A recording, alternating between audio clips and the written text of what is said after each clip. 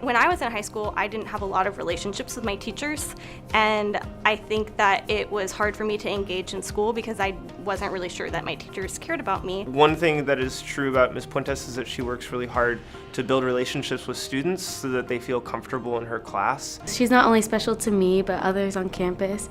I not only see her as a teacher, but as a mentor, role model, and friend. She's helped me a lot in figuring out how to deal with problems that have arose, not only academically, but personal issues that have occurred, and I take her advice really to heart. I feel like everything I do on campus is kind of centered around this idea of developing relationships. She is very thoughtful and puts a lot of effort into all of the projects that she works on, and it's nice to know that there's someone who's detail-oriented and willing to put in that extra effort.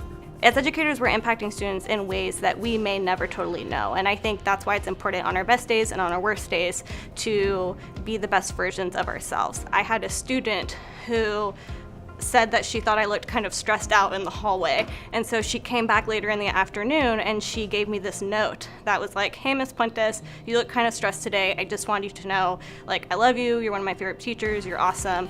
You're one of the reasons why I come to school." And so it's moments like that that are why I'm a teacher and why I know that our profession is one of the most important professions.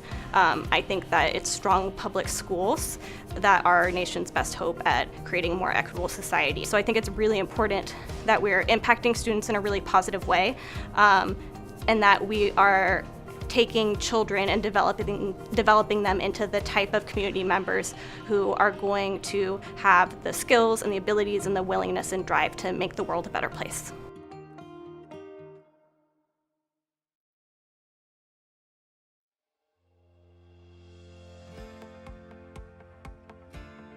I think I was selected Teacher of the Year partly because I'm here for the kids.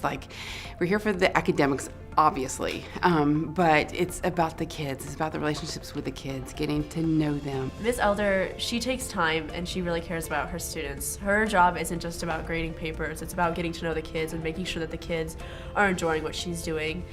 Even if the kids come in and say that they don't really like science. I came in chemistry and I was like, chemistry's not gonna be fun at all. It's chemistry, which now it's one of my favorites. And she's 100% dedicated to her students. She is always there for us, and she wants to make sure that we're thriving inside and outside of school.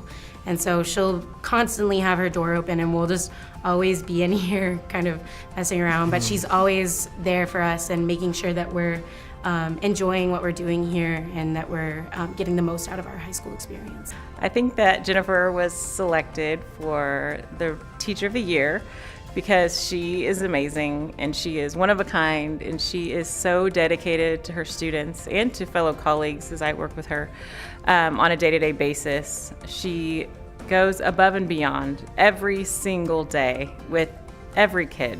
I mean, she is here early, she stays late. She gets to know her kids, not only to teach them the concepts that they need to know to be successful at the next level of science, but she gets to know them.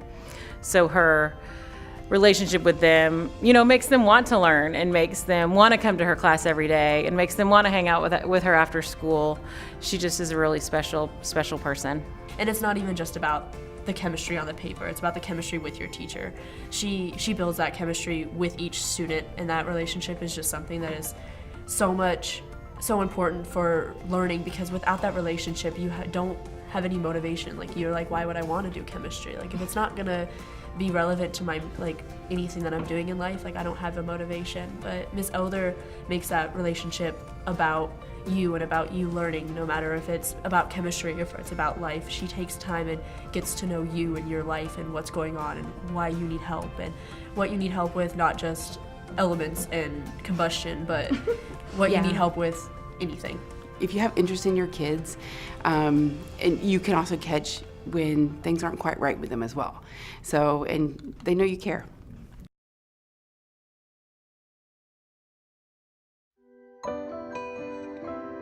You can't connect to these kids if you can't form a relationship with these kids. You're not going to engage them in learning. You're not going to get any sort of respect out of them. I'm not saying be their best friend, but don't be that person that's always yelling at them, that's always, you know, just riding them. I mean, you have to show them that you care.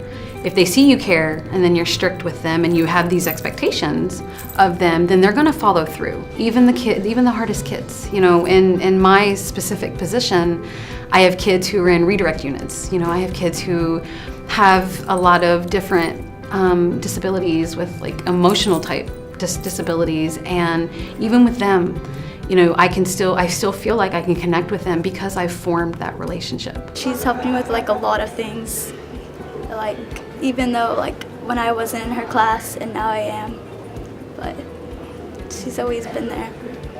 She's just loving and caring. They see my passion and the drive that I have to help my kids. You know, I'm always advocating for them, and I'm always working really hard for all kids, but especially my kiddos who are in that classification of special ed. Thank you for everything you've done for me. I love you. You're an amazing teacher. No problem. You're supposed to cry. I know. You're such an amazing teacher. My title is special ed teacher and case manager. You know, I'm not just a teacher with these kids. I have to know these kids. And if you get to know them, I mean, I know their schedules, I know where they're at, I know when I can pull them, I know what bothers them, I know when they'll shut down. Like, if you don't get to know that with these kids, you're not going to get through to them with the learning. I mean, obviously the learning is where they struggle. So you have to get to know their personality. You have to get to know who they are as a person before you can even try to get that learning.